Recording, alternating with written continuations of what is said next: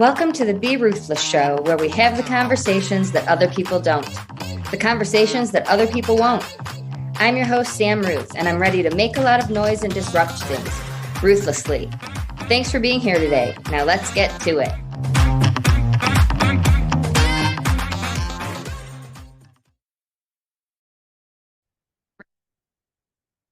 Welcome back to the Be Ruthless Show.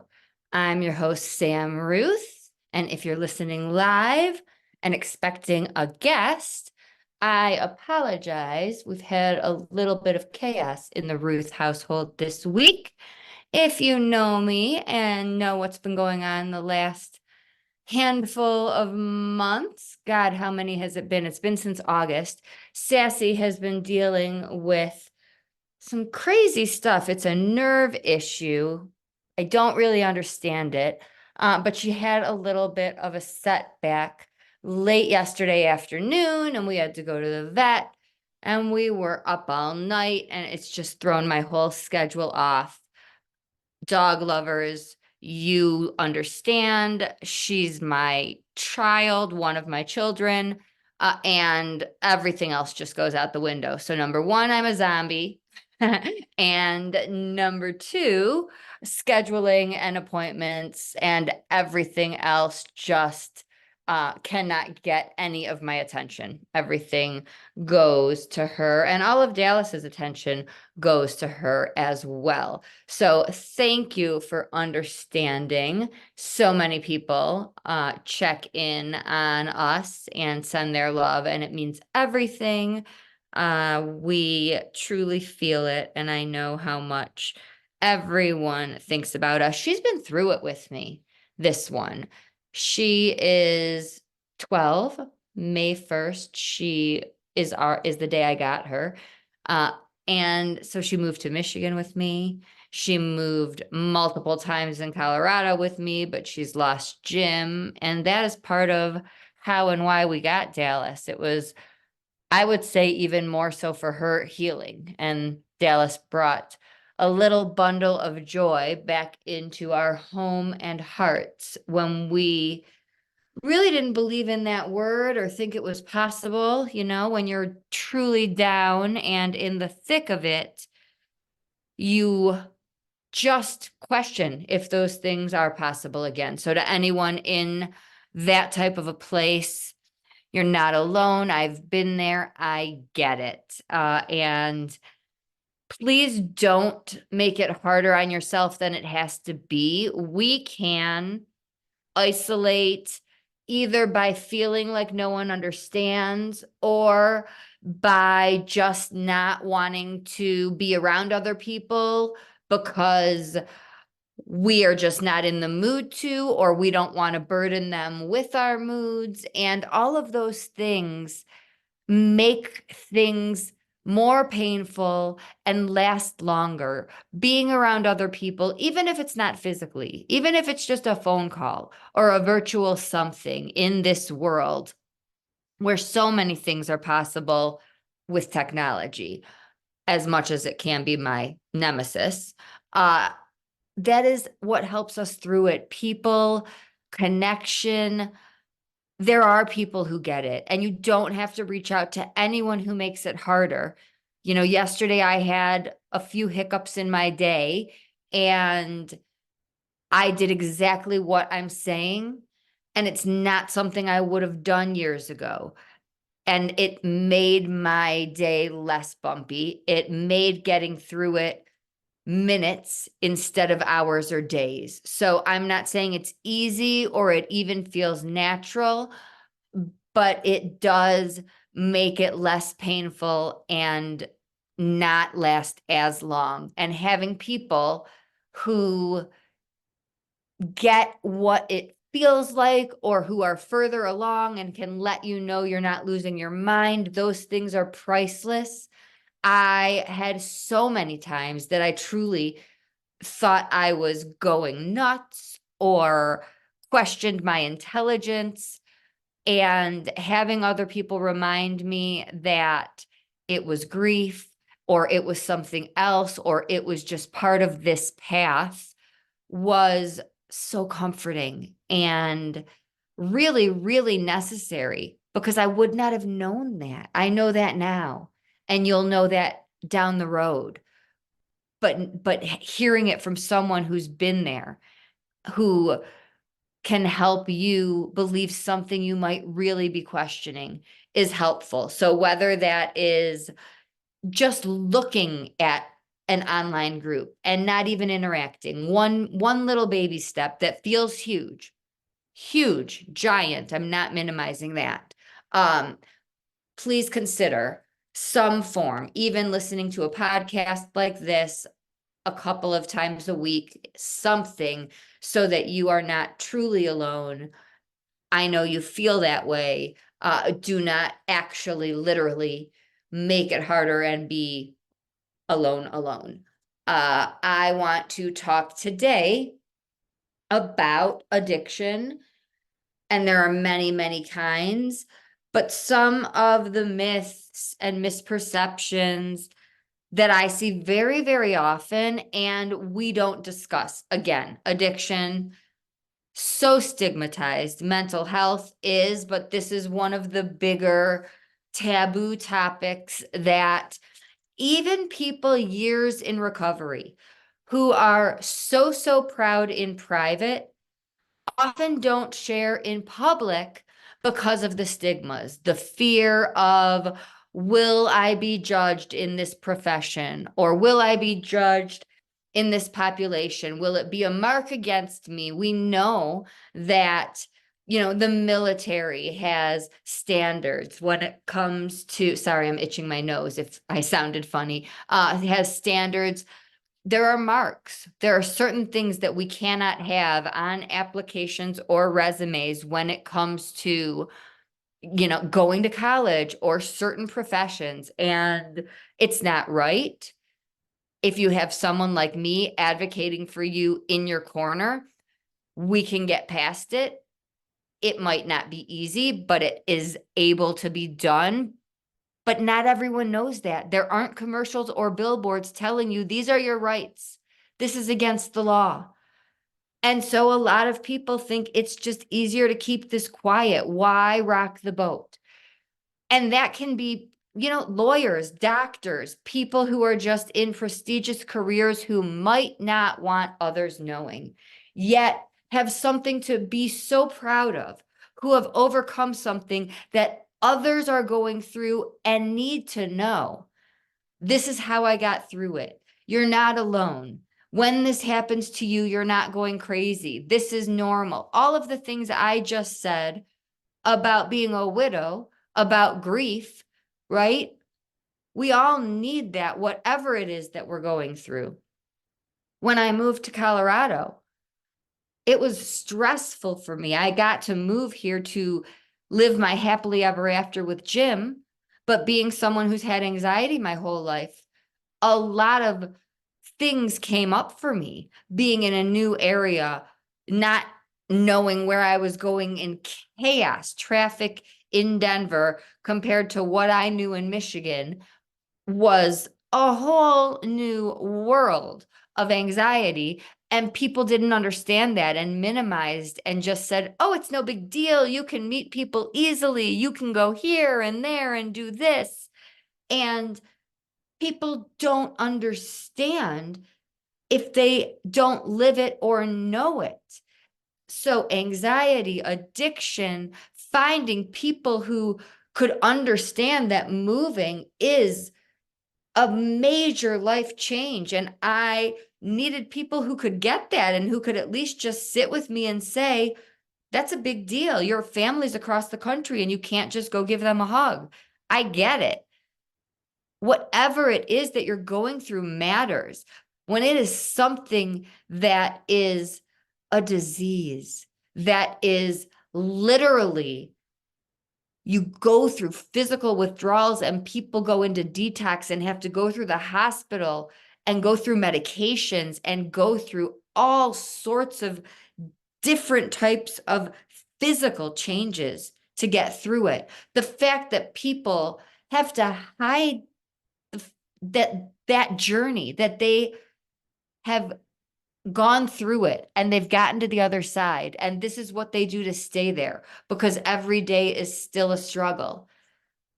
I want them to be proud of that. I don't want people to have to hide that. So here are things that I hear in the profession and things that I know that you might hear in school that we don't talk about.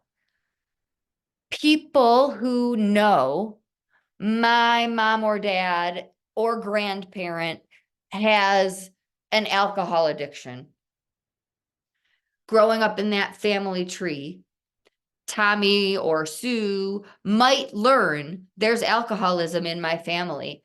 They grow up more often than not believing that they are at risk only for alcoholism. They do not understand that addiction means we are at risk for addiction, period. So they might avoid alcohol. Some might not. Some might say, I can handle it, or we'll gamble and see what happens. But some might say, I don't want that to happen to me. So I'm going to be really careful and I will do certain things and I'll avoid drinking. But they don't pay attention to the fact that they're at risk for any addiction. This includes gambling. This includes eating disorders, right? We need to educate and understand that addiction is addiction is addiction. And if this is in your family tree, you are at risk, period. And do you know those statistics? If you have one person in your family tree, the percentages are a certain way. But I think most of us in this day and age, somewhere, aunt, uncle, cousin, grandparent, probably have more than one. If it's a parent, you're 50% at risk. If it's a grandparent, it's 25. If you have both, or if you have a parent and an aunt, the numbers start to add up quickly. So this matters.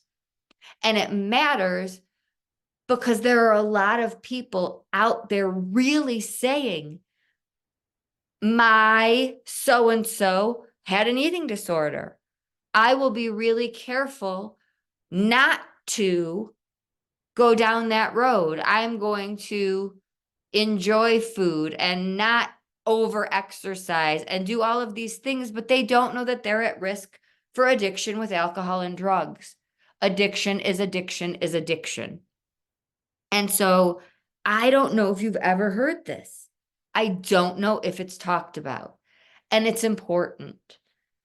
And if you're listening, and if you have addiction anywhere in your family and you plan to have kids, it's important for them to know at a certain point.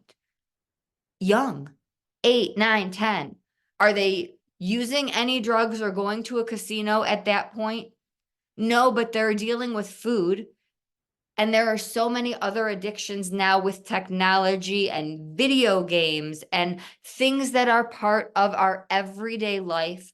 Food, like I said twice just now, that we need to talk about it in healthy ways, not to scare people, but to just let them know. We let people know if they have an allergy, if there are other things in their family tree that are medical.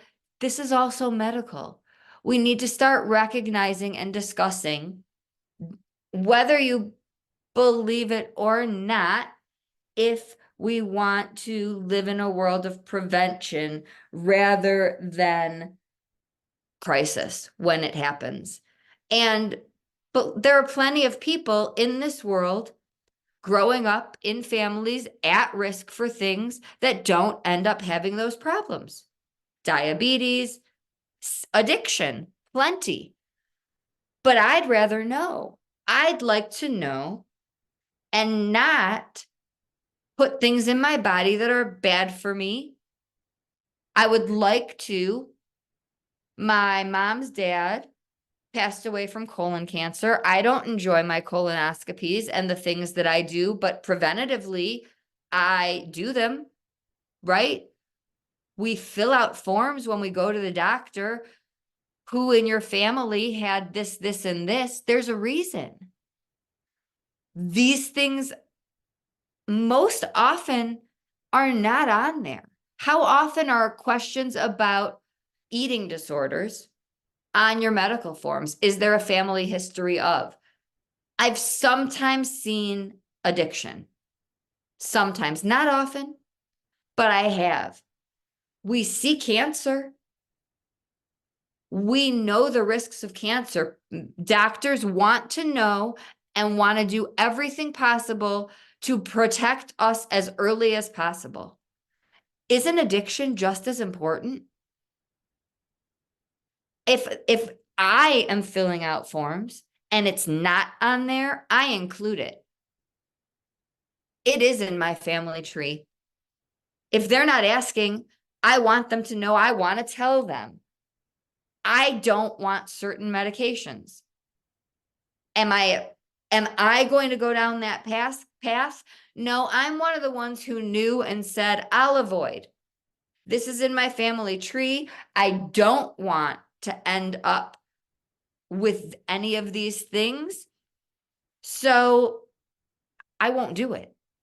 I'm afraid of anxiety, right? Do not want to take the chance. Never have I done. People say you're so smart. No, I say chicken shit. I've said it 100 times in, this year alone, and we're early March. I am proud of that. I didn't want to take a chance. At parties, no thank you, afraid. I'm the one who will run out of the room, literally run out of the room. People laugh. They've seen it happen. So that was me. And if a doctor is asking, also, I have a sensitive stomach and I will get sick from many and most medications. So I don't want to take it. When I had back surgery, I begged them. I said, I do not want Vicodin. Most of the world listening would, right? People said, please get it and give it to me. People love substances. Sam does not. The doctor said, you are going to be in so much pain, you have to have it. I said, no, my body, my stomach doesn't like it. I don't want to get sick. What happened? I got sick, hurt my back. Not fun throwing up after back surgery. So Jim had to call and say, give her something less, which is what I wanted all along. I would rather take what they gave me plus Tylenol and tolerate some physical pain than take things that over-the-counter medication makes me queasy. I've been that way my whole life. Don't do well, would prefer not to take, will if I have to. Admittedly, when my anxiety acts up, I have immediately known to go back on it, right? Jim passed away, came home from the emergency room, called my therapist and said, I need to go back on my medication and I need a hell of a lot of therapy. Not ashamed, but my stomach would prefer not to when I don't need to. Addiction. If we know we are at risk for medical things, this is medical. We need to understand. You might not believe it. Is there anyone in your world that you've seen battle it? If so, are you willing to have conversations with that person and get their take on it? Are you willing to read about it and understand a different perspective? It's anyone dealing with it, living it, will tell you it's not a choice. They've lost A, B, C, D, and E. They might have chosen to pick up a drink or a drug initially, absolutely 100%. But it reached a point that it became an addiction and disease took over and they were no longer choosing. Have you ever seen someone who is dealing with some sort of medical condition that requires medication that alters their mood? Whether it is short-term or long-term. I deal with this regularly and have to say to people, it's the medication, not your loved one. We can look at that as an example. I don't love the way things make me feel, alter me. Any type of substance, even, a drink. So that is, imagine being required to take things that are for something medical, tumors, cancer, again, serious medical. Not that other things are not serious, but I'm talking about medications that have major side effects that impact people and can have side effects like changing personalities. These are the conversations I would encourage you to have if you don't believe that addiction is a disease, or if you don't believe that substances can take over and change a person, if you believe it's a choice. I wanted to just talk about this today because really, really, truly, there are a lot of people who I end up working with who end up with a problem, and they really, really were being careful and conscientious, trying to avoid a different problem.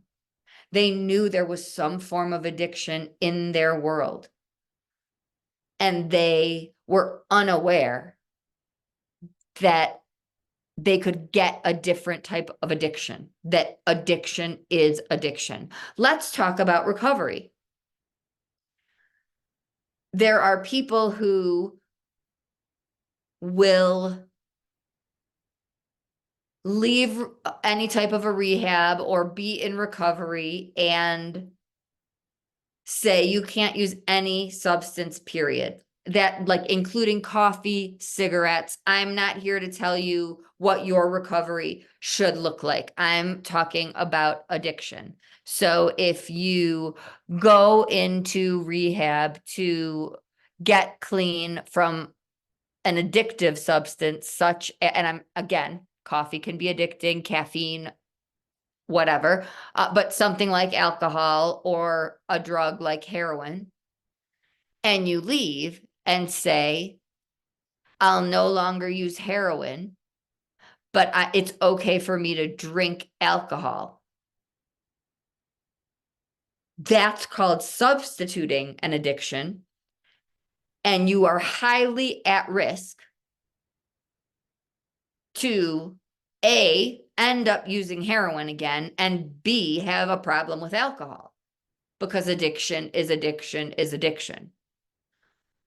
I'm not telling you you can't smoke cigarettes or drink coffee or have a can of Coke or Dr. Pepper, right? Do those things in the eyes of recovery, are those substances? Someone would say yes. Do they impact your mood and affect you in the same way? Can you lose your job for smoking a cigarette? In most places, no, right? Can you lose the things is it illegal? Will you hit rock bottom in the same way for having coffee as you would for getting a DUI or having heroin, right? So in that type of a way. So the same thing for someone with an eating disorder. Could they drink? Possibly. Are they at risk for having a problem with alcohol? Yes. Addiction is addiction is addiction. Why am I having this conversation? Because have you ever heard it? Mental illness is stigmatized.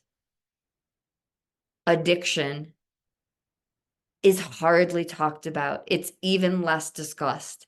You can reach out to me or someone in the field if you'd like more information You can schedule someone to come into your organization to have workshops. You can get this information. You can have a one-on-one session. You can get this if you ask for it. It's just not out there being advertised yet. I want to say that it will be, and more people will be talking about it, but you are certainly able to ask and bring up the conversations and start them because they're necessary. And the younger people learn. I knew, right? And I was the person who didn't want to go down that road. And so I searched for information. I'm in the field, so it mattered more to me. But there are people who care and who will want to learn and who are just interested, and they'll be less likely to do something one day, or they'll be more likely to start a conversation or ask a question. And that is how information gets spread. And that is how people learn. And that's how we just raise awareness and start breaking stigmas and making noise. So thank you for listening. Thank you for understanding why there isn't a guest today and sending us, and especially Sassy, all of your love. Until next time. Oops, sorry. If you are listening live, Team Ruthless will still be meeting tonight. We meet every Wednesday, and you are welcome to join us, try us out, interview us, see if we are a good fit. If you're dealing with loss, it is, like I started this off by saying, easier to get through this with others who get it. It's harder and it takes longer if you go through it alone. So we go through it together. We're a family. We don't just meet on Wednesdays. We talk all the time. We have chats, we have texts and message groups, and we celebrate the wins, and we're there for each other when there is a struggle. And it's not like the other groups. I've been doing groups since I was an intern, and since I got my master's, since I was 24 years old, younger. And it's what I love. It's because you get value from each other, and you can share ideas that you might not have come up with on your own, and you can learn and grow together.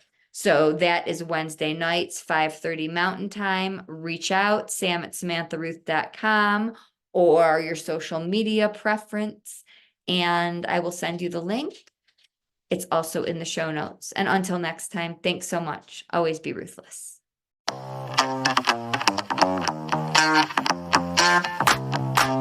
Thanks so much for listening today. Your support means everything to me, truly.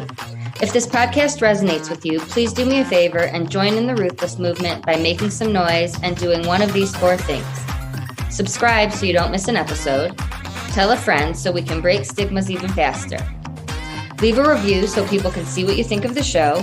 And last, if you want to learn more about me and be a part of the Grief Hab community, please head on over to the Facebook group. We'd love to have you. Thanks again for spending your time with us, and see you next week.